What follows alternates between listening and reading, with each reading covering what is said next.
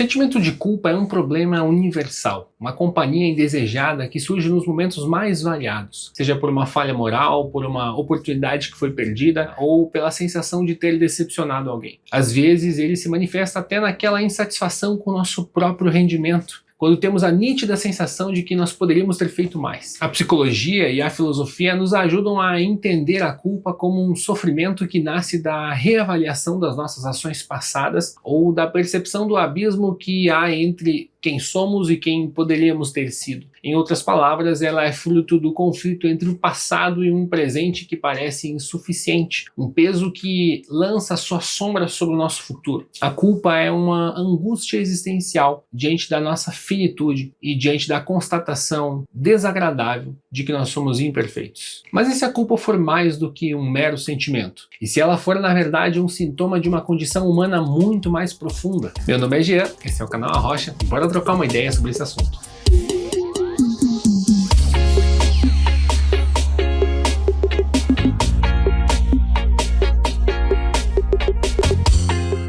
Sob uma perspectiva cristã, a culpa não é apenas um sentimento passageiro ou resultado de atos isolados. Desde a queda do ser humano em pecado, a humanidade foi corrompida de forma total. Isso significa que nós nos tornamos incapazes, por nossa própria força, de praticar aquilo que é bom, ou de praticarmos o bem, ou aquilo que agrada a Deus, de buscá-lo genuinamente, ou de cooperar para a nossa própria salvação. Quem falou muito bem sobre o assunto foi Martinho Lutero, quando enfatizou que a nossa vontade em questões espirituais está escravizada pelo pecado. Nós não possuímos um livre-arbítrio que nos permita escolher a Deus ou nos justificar diante dele. Essa corrupção total é a raiz da nossa culpa fundamental. Uma culpa que nos separa de um Deus que é santo, independentemente dos nossos atos conscientes. É uma condição inerente, que faz parte da gente, que nos aflige desde o dia do nosso nascimento. É verdade que isso pode parecer algo duro, mas é fundamental para nós compreendermos a profundidade da nossa necessidade de salvação. A culpa, nessa perspectiva, não é algo que a gente pode simplesmente ignorar ou superar com uma positividade. É uma questão existencial,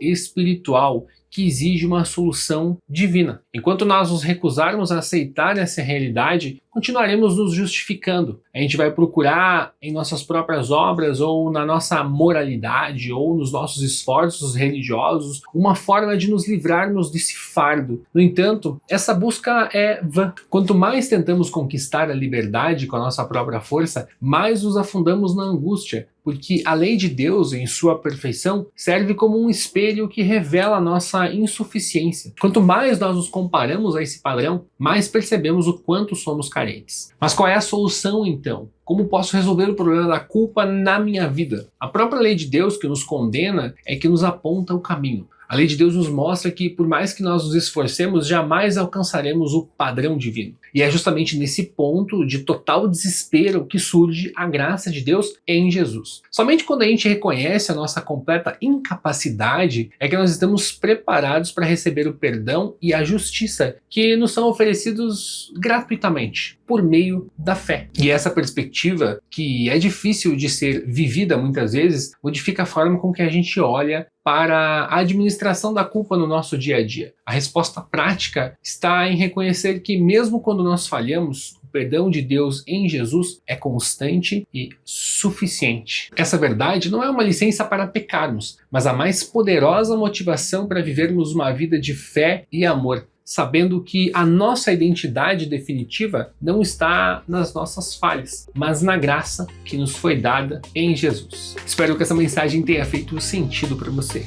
Valeu!